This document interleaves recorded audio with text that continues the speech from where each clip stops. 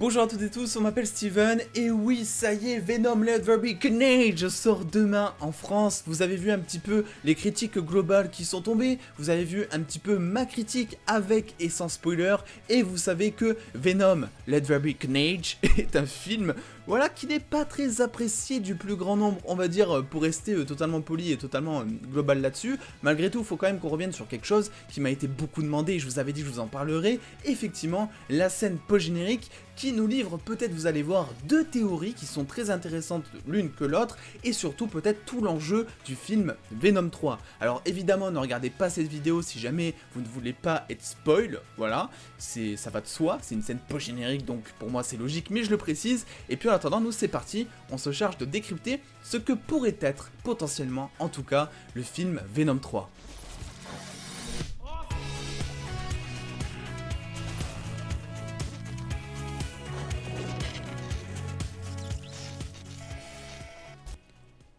Oui, la scène post-générique de Venom Let There Be Carnage, et oui, je vais prendre cet accent tout le temps insupportable parce que le film m'a tellement déçu que j'en ai plus rien à faire, et bien effectivement, on a vu que Venom débarquait dans la réalité de Peter Parker, peut-être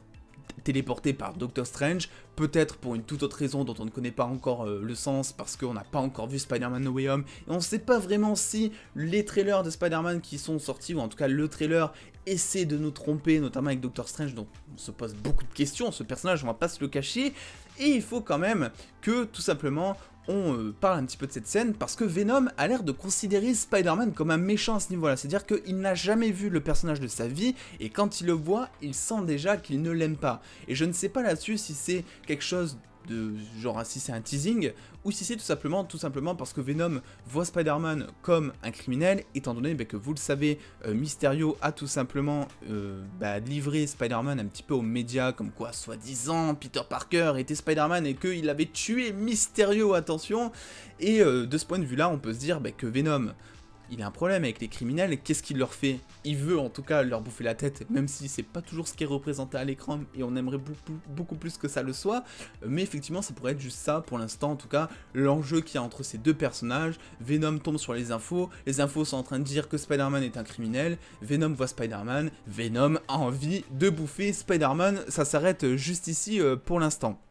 Donc là-dessus, ça confirme aussi que tout simplement Venom faisait partie d'une réalité différente de celle de Peter Parker, parce que jusque-là, c'est vrai qu'on pouvait théoriser, il n'y avait rien d'officiel, sur le fait tout simplement de dire que effectivement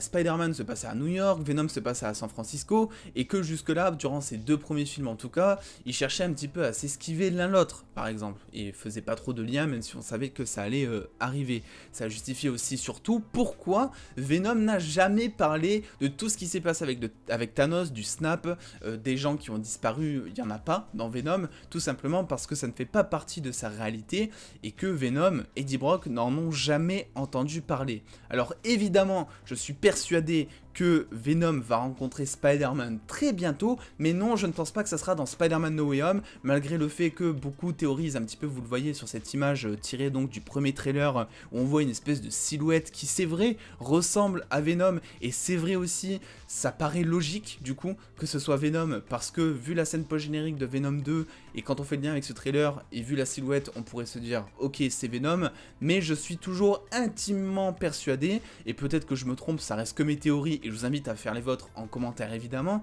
que ce personnage que l'on voit sur cette image, cette silhouette, c'est le lézard. Pour moi, je vous l'ai déjà dit dans une ancienne vidéo, je vais pas développer à fond là-dessus, mais je vous en retouche un mot. Pour moi, Venom, à partir du moment où il va rencontrer Spider-Man, ça sera vraiment dans un film à part entière. Il faut du temps d'écran pour les deux personnages pour développer une relation, parce que de base Venom vient de Spider-Man, ou en tout cas son symbiote, c'est comme ça qu'il obtient un petit peu les pouvoirs, la connaissance, la mémoire de Peter, etc. Donc il faut qu'il refasse la chose à l'envers, et qu'il nous offre du temps d'écran entre les deux personnages. Si c'est juste vraiment pour, je dis beaucoup vraiment je sais, si c'est juste pour nous incorporer un espèce de vieux caméo de Venom dans Spider-Man No Way Home, alors qu'il y a 40 méchants à côté,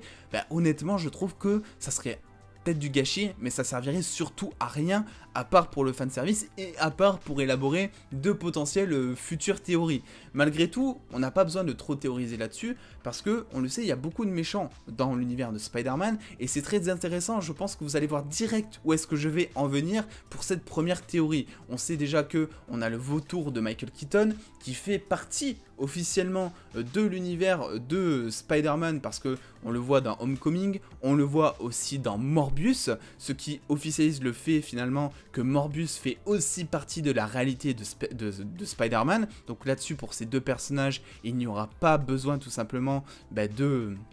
téléportation de Doctor Strange ou je ne sais trop quoi. On sait aussi finalement que le Scorpion lui aussi fait partie de la réalité de Spider-Man de Peter Parker, pas de téléportation pour lui non plus, et je pense que là c'est bon, vous voyez direct où je vais en venir, j'ai pas besoin de plus continuer que ça nous offrira très certainement un film Sinister Six, potentiellement Venom 3 servira de film Sinister Six, comme c'était le cas finalement avec ce que voulait faire Sony à l'époque avec The Amazing Spider-Man 3, qui devait être avant annulation un film Sinister Six. Donc c'est quoi très brièvement, c'est Spider-Man contre 6 méchants. Ça s'arrête ici, après ça va être adapté sûrement et tout, et là ça risque d'être adapté avec toute cette panoplie, parce que oui, ce sont actuellement ce que vous avez à l'écran, tous les personnages qui sont ou seront présents dans la réalité de Peter. Venom, officiellement dans la réalité de Peter. Mysterio, officiellement dans la réalité de Peter. Officiellement mort, mais je ne pense pas qu'il le soit comme beaucoup. Le Scorpion qui ne demande qu'à être développé, que l'on n'a pas beaucoup vu et qui arrive, je pense, à grands pas dans l'univers de Spidey. Le vautour de Michael Keaton aussi, qui est en tôle avec le Scorpion. Kraven le chasseur qui arrive en 2023, c'est officiel. Et enfin Morbius qui arrive en 2022, c'est officiel aussi. Donc oui, je pense que, théoriquement parlant, c'est peut-être cette bande. Alors après, je sais ce que vous allez dire. On peut théoriser sur le fait qu'il va y avoir d'autres méchants, notamment grâce à Spider-Man No Way Home. Alors là, je vous ai mis que tout simplement les méchants officiels, donc je vous ai pas mis le lézard, le rhino, etc., des méchants qui sont sous rumeur. Là, vous avez sous les yeux tous les 4 méchants qui sont officiellement confirmés pour être dans No Way Home. Et c'est vrai, on peut se poser la question, est-ce que un de ces 4 personnages, ou voire plusieurs, vont rester dans le MCU ou vont rester dans l'univers de Spidey? Et selon moi, non. Et dans tous les cas, ça sert à rien de théoriser, parce que tant que l'on n'a pas vu Spider-Man No Way Home, on ne sait pas comment et où vont aller ces personnages. Est-ce qu'ils vont mourir? Est-ce qu'ils vont revenir dans leur réalité respective? Et je pense que ça serait plus ça d'ailleurs l'enjeu, parce que on est donc sur un film du MCU, ce qui veut dire qu'il y aura très fortement une grande probabilité pour qu'il y ait une happy ending, et une happy ending signifierait que tout rentre un petit peu dans l'ordre, en tout cas plus ou moins pour nous laisser aussi du suspense en scène post-générique pour les autres films, notamment Doctor Strange 2, et tout simplement, j'ai envie de dire, ne pas nous mettre les méchants, enfin ces méchants-là en tout cas, dans un film Venom 3 par exemple. Donc oui, je suis beaucoup plus convaincu, selon moi, que si, et quand plutôt, je vais dire quand il y aura un film Sinister Six, ça sera avec soit toute cette bande, soit 2-3 méchants qui viendront s'y greffer en plus ou en moins. Alors évidemment, je parle des méchants principaux, parce que pour être honnête, je ne pense pas par exemple que le Shocker se joindrait au Sinister Six. Alors là, je sais, je vous ai mis une image du vieux Shocker, parce que lui, il est décédé dans Homecoming logiquement, mais c'était la seule image de qualité que j'ai pu trouver, tellement le personnage est assez oubliable aussi, on va pas se le cacher. Et en plus de ça, ça va avec cette fameuse rumeur qui est partagée par Daniel Richman, qui est partagée aussi par de gros médias que je vous avais déjà rapporté il y a maintenant quelques semaines sur la chaîne avec pas mal de conviction, que effectivement Sony serait en cours de préparation là depuis quelques mois d'un film ou d'une série, on ne sait pas encore, autour des Sinister Six. Donc c'est vrai que du coup, quand je sais ça, quand je vois la scène post-générique de Venom, et quand je vois un petit peu toute cette panoplie de personnages, évidemment, je ne peux pas m'empêcher de faire un lien. Selon moi, c'est sûr et certain, ça va arriver. Après, la question c'est, comment est-ce que ça va arriver? Parce que il faut une raison pour que ces méchants se lient entre eux, et il faut une raison pour qu'ils combattent Spider-Man. Et jusque là, il n'y en a pas trop quand on fait le point. Venom, la raison, c'est juste qu'il veut bouffer des têtes. Donc il a rien de très personnel contre Spider-Man. Mysterio, oui, il a quelque chose de personnel parce que pour la deuxième fois, Spider-Man a contribué à rater ses plans. Enfin, la première fois, c'était Tony Stark qui nuisait à ses plans, et la deuxième fois c'était Peter Parker donc qui l'a fait entre guillemets mourir, on va dire ça en tout cas, qui contrecarrait ses plans de devenir un héros, etc. Donc par le biais aussi indirect de Tony Stark. Le Scorpion, bah, il a été envoyé en tôle dans Homecoming par Spider-Man, donc forcément il y a quelque chose de personnel. Le vautour de Keaton, je sais pas trop, parce que même s'il a été envoyé en tôle également, bah, ça reste beaucoup plus un anti-héros, je trouve, qui a l'air de comprendre pourquoi il est en prison. Et en plus de ça, il protège Peter à la fin de Homecoming en ne dévoilant pas sa véritable identité envers le Scorpion. Donc pour l'instant, je vois pas trop ce qui pourrait l'amener à vouloir tuer Spider-Man. Kraven le chasseur, bah, c'est Kraven le chasseur, on va pas se le cacher. Kraven le chasseur, c'est un fucking psychopathe, et Kraven le chasseur cherche à chasser justement Spider-Man et donc à le tuer là-dessus. Et effectivement, le seul pour moi qui pourrait vraiment avoir un lien dans tout ça, c'est Mysterio. Quant à Morbius, parce que lui j'en ai pas parlé, Morbius on ne sait pas encore, donc évidemment tout ça restera sous réflexion durant un moment jusqu'à ce que l'on voit le film en janvier 2022, n'est-ce pas? Donc tout ça me fait dire que tout ça, évidemment, ce n'est pas un hasard, on va retrouver les Sinister Six un jour, et peut-être même, je pense en tout cas, dans le film Venom 3, comme je vous l'avais dit, parce que c'est ce qui pourrait être le cas. Après tout, les gens ont été déçus du film Venom 1, les gens ont été déçus du film Venom 2, ça fait le lien avec ce que je vous disais en début de vidéo, et peut-être que le seul moyen pour Sony pour retrouver la confiance du public, c'est de faire un espèce de Spider-Man No Way Home-like, on va dire, de mettre plein de personnages pour hyper les fans, même si d'un côté on aurait peur parce qu'on sait que ça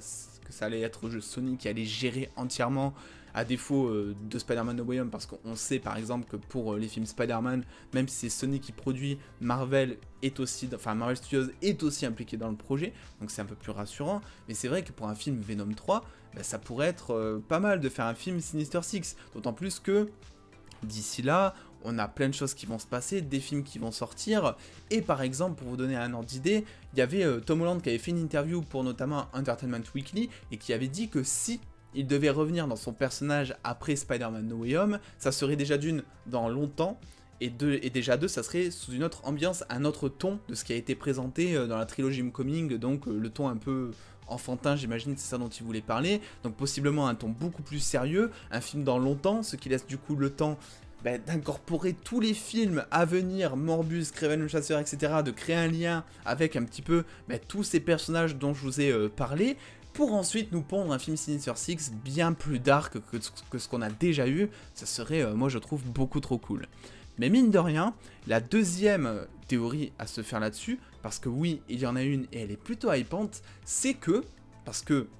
rappelez-vous, Venom transfère ses connaissances à Eddie, et il dit que ses connaissances viennent de la ruche. Et la ruche dans les comics, c'est quelque chose qui n'est pas anodin, puisque ça vient tout simplement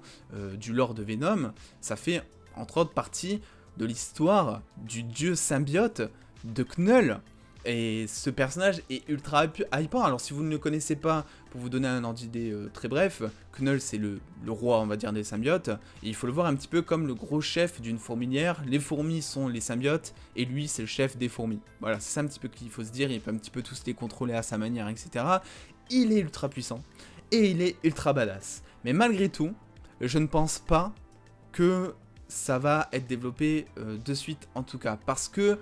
pour l'instant, on a deux choses qui sont ultra importantes qui viennent d'être introduites. On a tout d'abord, comme je vous l'ai dit, le dieu Knull, qui est un lore,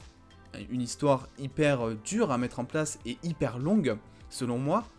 Et d'un autre côté, on a le multiverse. Et ces deux histoires, c'est quelque chose qui est assez compliqué à mettre en place. Regardez le multiverse, pour prendre un exemple, on en parle limite depuis WandaVision, on l'a introduit un peu plus avec Loki, on va l'avoir dans No Way Home, et ça va être beaucoup plus développé dans Doctor Strange, et si vous voulez mon avis, dans Doctor Strange, on n'aura même pas fini de développer tous les enjeux que peut apporter le multiverse, sans parler après de Ant-Man 3 avec Kang en grand méchant, ce qui fait que le multiverse sera là aussi au centre de l'intrigue. Donc pour moi, c'est clair et net, le sujet principal en ce moment va être le multiverse. Et c'est vrai qu'on peut du coup se poser une question, est-ce que du coup le Spider-Man de Tom Holland ne va pas juste finir chez Sony et que du coup ils vont développer ce fameux projet Sinister Six et que Spider-Man n'aura en quelque sorte plus trop de liens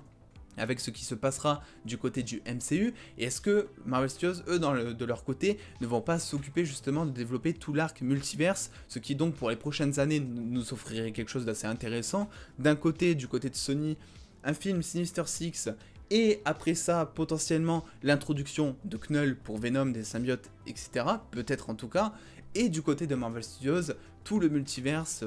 et qui va durer des années encore, on ne sait pas encore combien de temps, mais ça va durer et ça va avoir de gros enjeux, mine de rien. Donc là-dessus, je pense que ça va peut-être se jouer comme ça, d'autant plus qu'il y avait déjà des rumeurs, il y a de ça maintenant un peu moins d'1 an, qui disaient que le Spider-Man de Miles Morales serait introduit, je crois, pour le MCU, et le Spider-Man de Tom Holland resterait du côté de Sony, donc chacun aurait un petit peu son Spider-Man. Donc tout ça rentre en ligne de compte, comme je vous l'ai dit, il est bien trop tôt pour théoriser de manière concrète, parce que pour l'instant c'est un petit peu comme essayer de deviner les 2 derniers épisodes d'une série en n'ayant vu que les 2 premiers. Il nous manque encore plein d'informations, et je vous cache pas que c'est pas des informations minimes, vu que c'est des informations notamment qui seront données dans No Way Home, qui sera un pilier de cet arc scénaristique qu'essaie de construire Sony depuis maintenant des mois, voire des années. Et aussi, tout simplement, du côté Marvel, le multiverse avec Doctor Strange, qui lui aussi est un énorme pilier. Il nous manque vraiment ces 2 films, donc on aura la réponse du coup d'ici milieu 2022, parce que les films ont été reportés, vous avez suivi ça sur la chaîne, enfin pas No Way Home, heureusement, mais on aura cette réponse-là, et je pense que à partir du moment où Doctor Strange sera sorti, on aura beaucoup plus de réponses à se mettre sous la dent, et ça risque d'être assez sympa. Bref, voilà, je voulais un petit peu vous donner mon avis par rapport à cette scène post-générique, essayer de voir pourquoi, selon moi, Venom 3 serait potentiellement le film Sinister Six de Sony, ça pourrait être intéressant. Knull aussi, très intéressant, mais j'y crois assez moyen, parce que au final, je trouve que c'est beaucoup trop tôt pour inclure un personnage de cet acabit dans l'univers de Sony, alors qu'ils ont déjà du mal, honnêtement, à traiter un Venom, donc voilà, je vois pas vraiment l'intérêt pour l'instant. Et Venom, vous connaissez mon avis, vous avez vu un petit peu ma critique là-dessus. Donnez-moi vos avis en commentaire là-dessus, qu'est-ce que vous pensez? Est-ce que pour vous, Tom Holland va rester du côté de Sony, du MCU? Quel serait l'enjeu de ce multiverse? Est-ce que les Sinister Six, c'est quelque chose qui va vraiment se passer selon vous? Parce que moi j'en suis vraiment intimement persuadé là-dessus. N'oubliez pas surtout de me suivre sur les réseaux sociaux pour avoir beaucoup plus de news en exclusivité en avance, à lâcher le petit pouce bleu surtout qui fait plaisir si cette vidéo vous a plu. Et en attendant les dos, prenez soin de vous, faites-vous bien kiffer, des bisous les dos.